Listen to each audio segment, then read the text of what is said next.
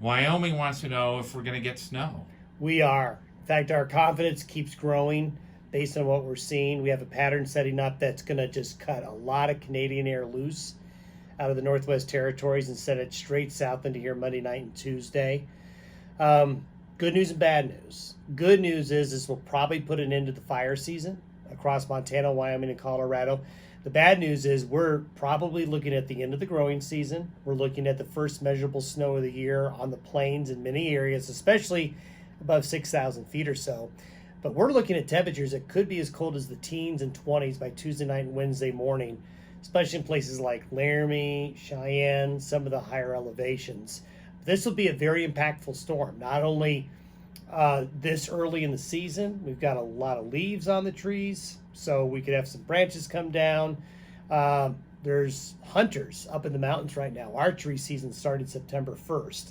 And the crazy thing is, all of this is going to be preceded by some very hot temperatures through the weekend. I mean, we're going to be 80s and 90s, and in 36 hours, we could go from the 90s to the teens and 20s. Who gets the snow? What areas? So I would say any part of Wyoming that's above 6,000 or 7,000 feet is going to get snow. Pretty confident about that. I think the areas 5,000 feet or lower, which would be the far eastern counties of the state, are probably going to escape maybe with some rain, a little bit of snow mixed.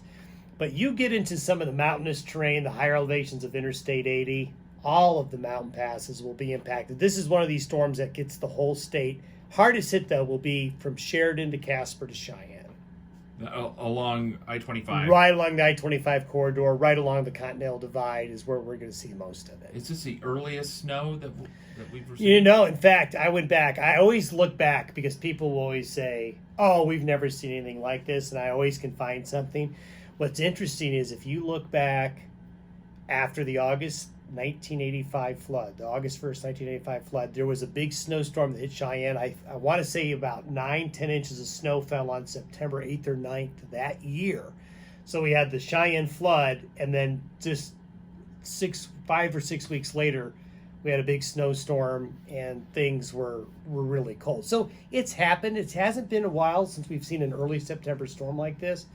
But, another interesting factoid, the last snow in Laramie this year was on June 8th. If you remember the power outages, all the branches that came down on June 8th, it's going to snow in Laramie on September 8th.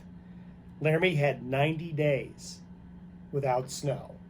That's pretty amazing. Talk about a short growing season. It's been a hot summer, but it's going to be a short growing season, as counterintuitive as that sounds. It's truly... it is truly 2020. Yeah.